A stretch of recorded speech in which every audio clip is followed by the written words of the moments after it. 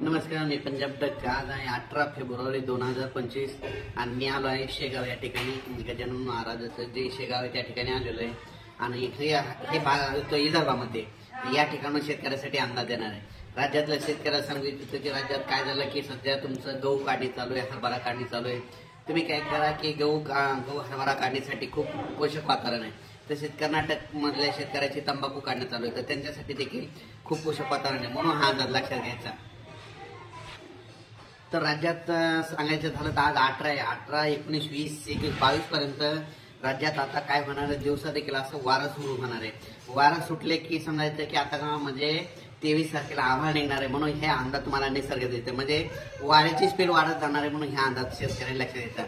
म्हणजे तुम्हाला सांगायचं झालं तर उद्या 19, 20ला असे वावटोळी येऊ लागतील. मग वावटोळी निघू लागले की समजायचं की आता राज्यामध्ये ढगाळ वातावरण होणार आहे. म्हणून राज्यातल्या शेतकऱ्याला सांगितलं की राज्यामध्ये 22 फेब्रुवारी ते 27 फेब्रुवारी दरम्यान ढगाळ वातावरण राहणार आहे, म्हणून हा अंदाज लक्षात येतात. फक्त पूर्व विदर्भ आणि पश्चिमी विदर्भात जरा वातावरण जरा जास्त खराब होणार आहे, म्हणून हा अंदाज लक्षात येतात.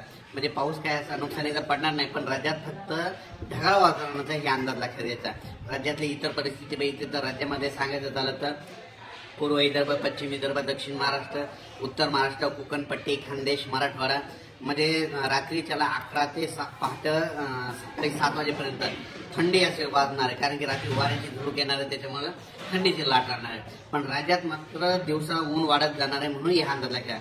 पण राज्यातले सर्व शेतकऱ्याला सांगितलं होतं की म्हणजे आपल्या देशामध्ये दरवर्षी 22 फेब्रुवारी ते 10 मार्च गारपीट होत असते, म्हणून हे लक्षात येतं. तर त्याचा दुसरीकडे गारपीट होणार आहे, पण त्याचा असं फक्त आपल्या महाराष्ट्रामध्ये ढगाळ वातावरण राहणार आहे, म्हणून हा अंदाज लक्षात येतं. आणि राज्यात सांगायचं झालं तर म्हणजे 22 तारखेपर्यंत हवामान कोरडं आहे, पण 23, 24, 25, 26ला राज्यात ढगाळ वातावरण राहणार आहे, म्हणून हा अंदाज लक्षात येतात. बऱ्याच कांद्यावाल्या शेतकऱ्याचे फोन आले की रात्रीची ही थंडी कधी कमी होती, तर त्यांना म्हटलं म्हणजे कशामुळे, तर कांद्याचं जे गोट आहे तर रात्री जर थंडी आली तर मधमाशा त्या कांद्याच्या याच्यावर बसत नाही, त्याच्यामुळे परागीकरण होत नाही.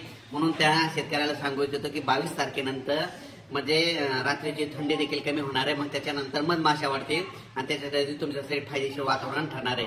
त्याच्यानंतर वेलवर्गीय टरबूज आणि खरबुजासाठी 22 तारखेपासून चांगलं वातावरण म्हणजे ढगाळ वातावरण राहणार आहे, म्हणून हा अंदाज लक्षात येतो. पण राज्यात मात्र सध्या 22 तारखेपर्यंत हवामान कोरडे आहे, मात्र 23, 24, 25, 26 दरम्यान राज्यात ढगाळ वातावरण राहणार आहे, म्हणून हा अंदाज सर्व शेतकऱ्यांनी लक्षात येतात. अचानक वातावरणात बदल झाला तर लगेच एक मेसेज दिला जाईल. धन्यवाद.